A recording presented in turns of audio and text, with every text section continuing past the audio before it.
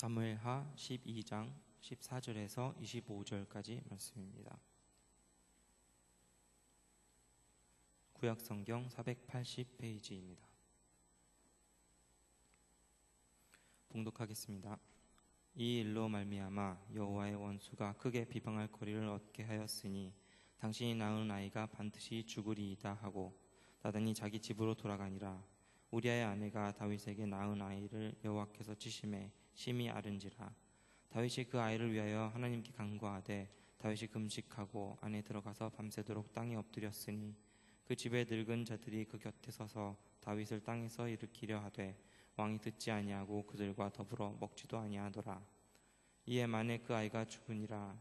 그러나 다윗의 신하들이 아이가 죽은 것을 왕에게 아뢰기를 두려워하니 이는 그들이 말하기를 아이가 살았을 때에 우리가 그에게 말하여도 왕이 그 말을 듣지 아니하셨나니 어떻게 그 아이가 죽은 것을 그에게 아뢰 수 있으랴. 왕이 상심하시리로다 함이라. 다윗이 그의 신하들이 서로 수군거리는 것을 보고 그 아이가 죽은 줄을 다윗이 깨닫고 그의 신하에게 묻되 아이가 죽었느냐 하니 대답하되 죽었나이다 하는지라.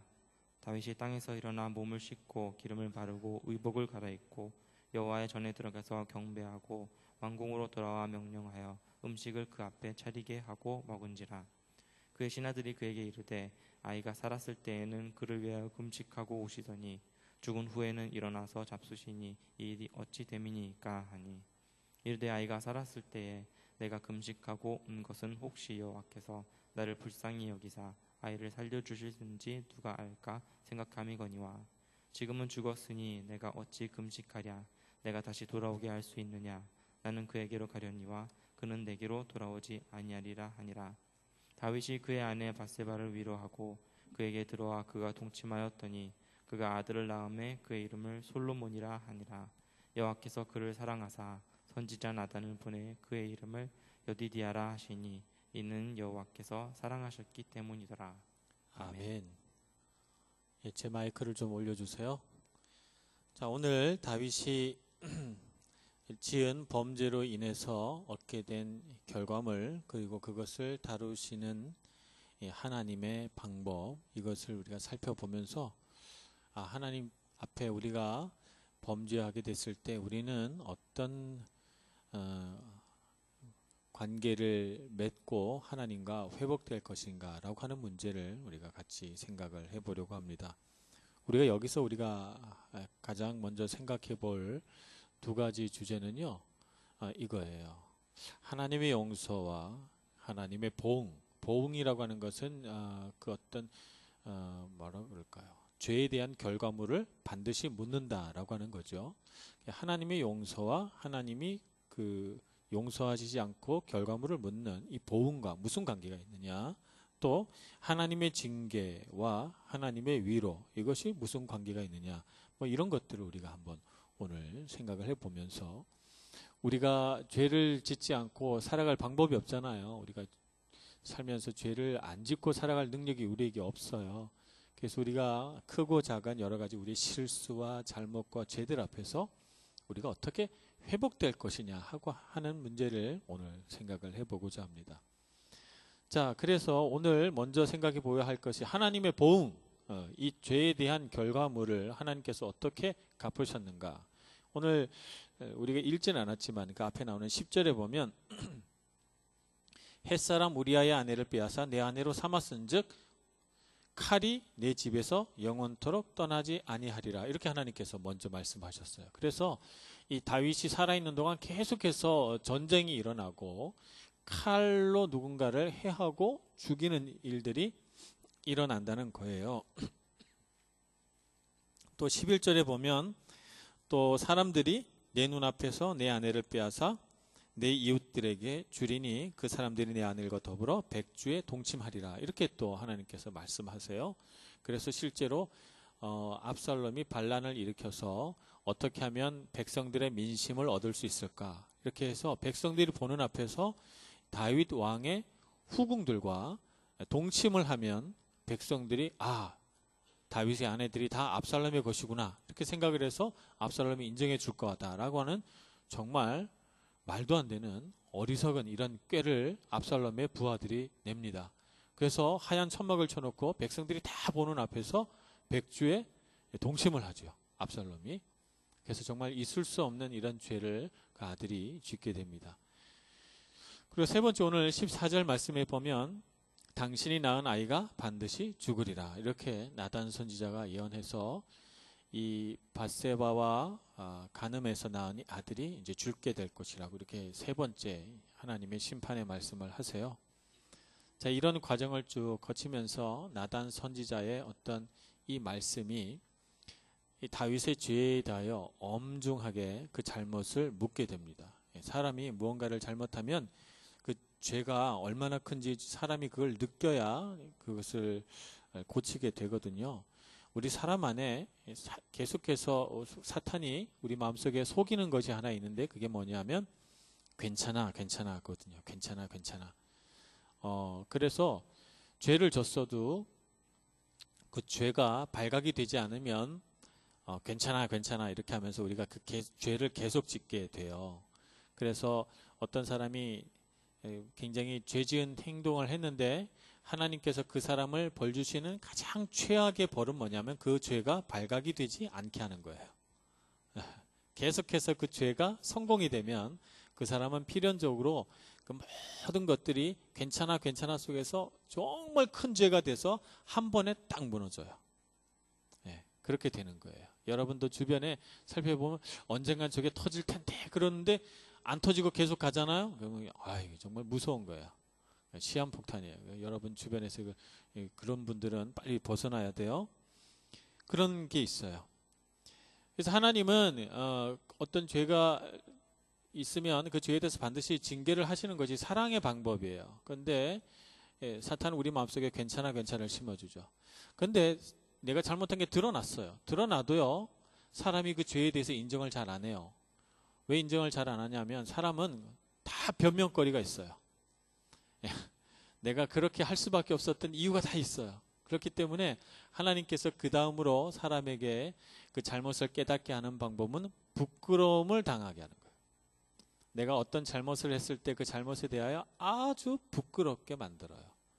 사람들에게 내 잘못이 알려진다거나 그 잘못 때문에 내가 사람들에게 무안을 당한다거나 그런 일들이 생기죠. 우리는 그런 일이 생기면 정말 마음이 아프고 막 내 자신이 한심하기도 하고, 그러면서 그런 일들을 이렇게 보여지도록 만든 어떤 사람, 그런 사람 막 미워하고 이렇게 되지만 사실은 그게 굉장히 좋은 거예요. 우리 영혼에는. 왜냐하면 그런 일이 있어야 두 번 다시 그런 일을 안 하게 돼요. 제가 전에 한번 말씀드렸잖아요. 제가 초등학교 1학년 때인가 구멍가게에 가서 사탕을 하나 사는데 50원이었어요. 그런데 주인이 안 나와 보는 거예요. 방문이 닫혀 있어요. 그래서 하나를 더 훔쳐가지고 주머니에 넣고 한 개만 계산하려고 돈을 줬어요. 근데 걸렸죠? 걸렸어요. 거기에 이렇게 문에다가 유리 하나를 이렇게 붙여가지고 고기를 이렇게 내다보고 있었던 거예요. 나는 그때 너무 꼬마라서 그렇게 나를 보고 있는 줄 몰랐어요. 그래서 아무도 없으니까 하나 집어넣고 하나만 계산해도 되겠지라고 생각한 거예요. 근데 그때 걸려가지고 초등학교 1학년 때 정말 창피했어요. 거기서 제가 펑펑 울었고 잘못했다고 빌었고 그랬어요. 제가 부모 외에 남에게 빌어본 건 제가 그때가 처음이고 마지막이었는데 그때 정말 잊혀지지가 않아요. 잊혀지지가 않아. 아직 제가 이제 40이 넘어가고 50이 가까워 오는데 지금도 생각하면 머리털이 이렇게 막 이렇게 다 서는 것 같아요. 얼마나 창피한지. 그 어린 시절의 이야기가. 제가 그 뒤에 남의 물건에 손을 댔겠어요? 안 댔겠어요? 못 대죠. 그 기억이 나서 어떻게 물건에 손을 대요? 절대 못 대죠. 저는 20대 때는 그게 상처라고 생각했어요. 그 아저씨 정말 너무했다. 내가 그때 너무 어렸는데 어떻게 그럴 수가 있나 이렇게 생각했지만 지금은 감사하다 이렇게 생각합니다. 그때 이후로 내가 만약에 그때 그게 발각이 안 됐다면 어떻게 됐을까요? 아마 그 뒤로 한두 번쯤 더 시도했을지도 모르겠다. 여러분 저를 그렇게 안 보시겠지만 저는 제 자신을 알아요. 제가 죄인인 거를 너무 잘 알기 때문에 저는 그랬을 거예요. 아마 발각이 안 됐으면. 근데 그게 발각이 돼서 부끄러워지니까 손을 안 대는 거예요. 그죠? 그러니까 여러분, 사탄은 우리를 부끄럽게 안 해요. 부끄러운 상황을 자꾸 도망가라고, 부끄럽지 않게 되라고 우리한테 권면을 해줍니다. 그런데 하나님의 방법은 어떻게 해요? 드러나게 해서 부끄러워지게 하죠.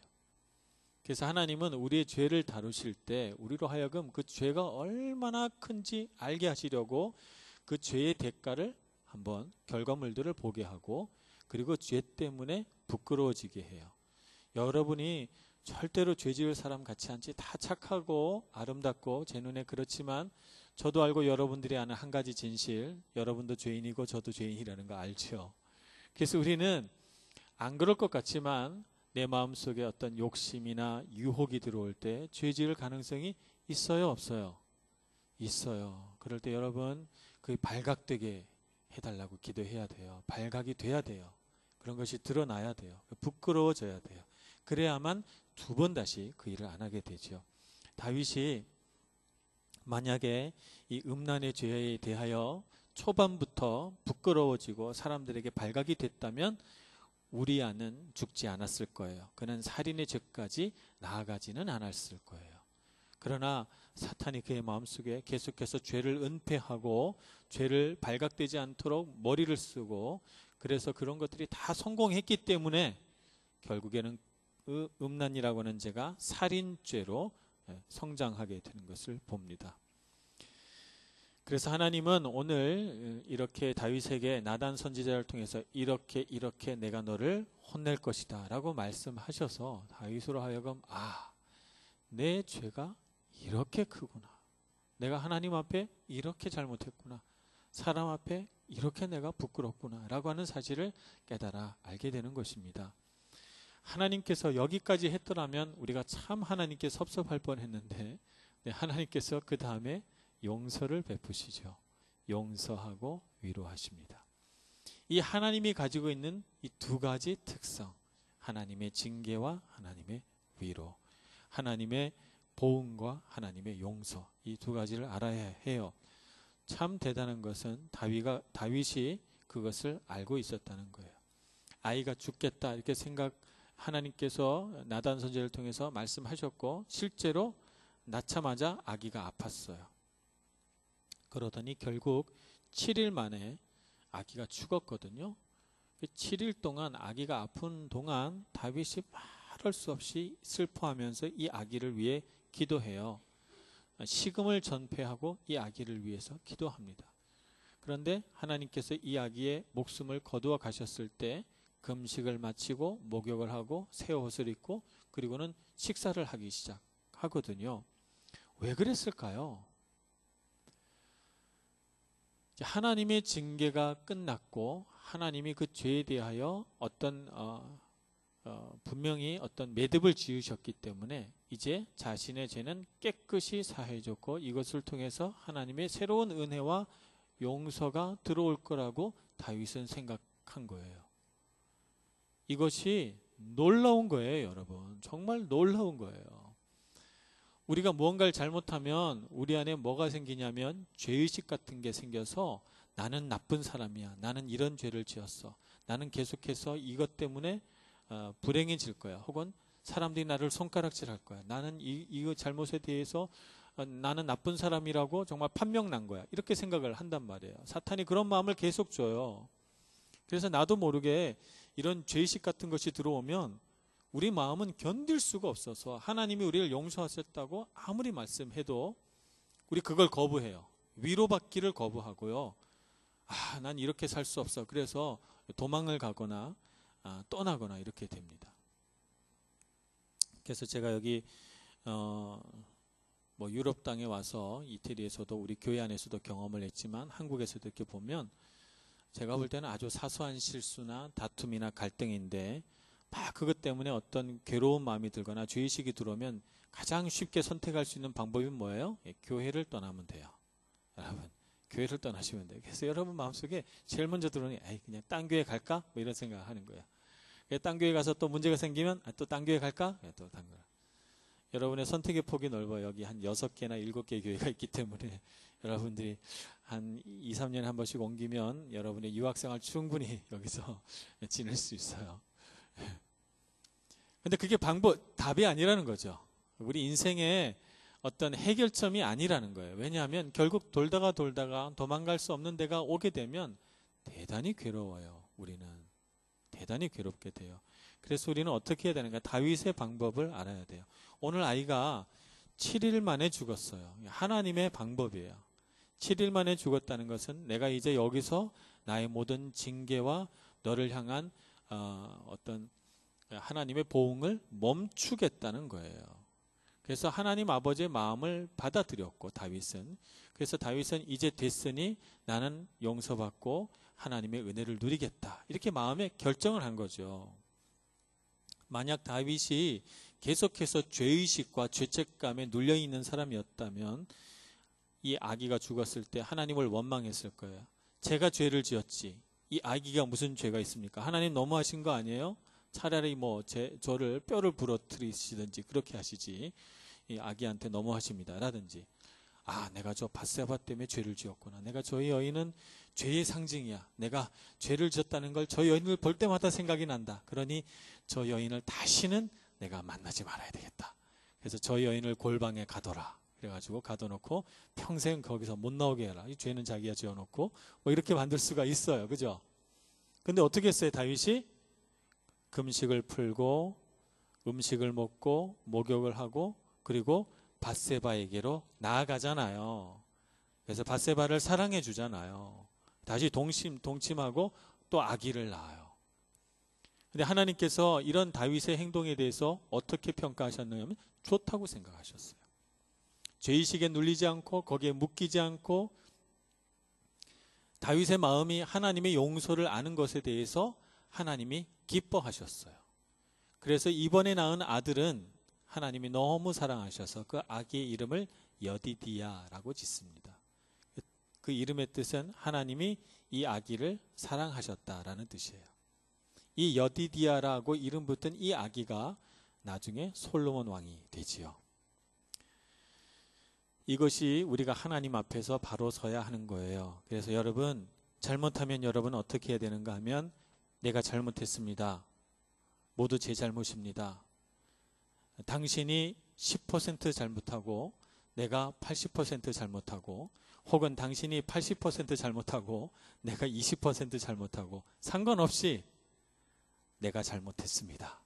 내가 이 죄에 대하여 내가 분명히 기여했고 잘못했습니다라고 분명하게 고백할 줄 아는 마음, 이 마음이 참 귀한 거예요. 참 귀한 거고 이렇게 했을 때 하나님은 그래 내가 너를 용서해 줄게. 그리고 너의 죄에 대해서 아무것도 묻지 않을게. 너가 용서 구했으니 그것으로 너는 해방됐고 모든 죄의 굴레로부터 너를 벗어나게 해줄게 라고 말씀하시는 거예요. 그래서 용서 구했고 상대방이 그걸 받아들여 줬다면 우리는 해방, 끝! 거기서 우리는 끝난 거예요. 더 이상 그 문제에 관해서 묵상하지 않고 그 문제 때문에 묶이지 않고 그 문제로 인해서 나는 나쁜 아이야, 나는 뭔가 문제가 있어라고 우리를 규정하거나 우리를 징계하지 않는 거예요. 우리 스스로. 해방되는 거죠. 거기서 놓여놔야 됩니다. 그러니 여러분, 관계 안에서 혹은 살다가 여러분이 속한 어떤 그룹이나 조직 안에서 여러분이 실수하거나 잘못했어도 그것을 용서 구하고 바로 잡았다면 그럼 여러분 더 이상 거기에 묶이지 마세요. 그 잘못이 계속해서 쟤는 좀 이상한 아이야 라고 나에게 속삭이거나 나에게 그런 계속해서 죄책감을 주더라도 여러분 그걸 이겨내셔야 돼요. 여러분은 그렇지 않아요.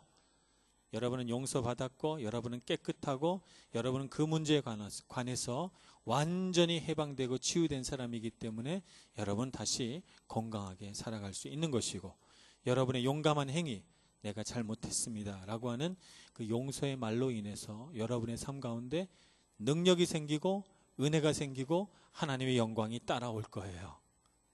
그러니 여러분 용감한 사람이 되시기를 바랍니다.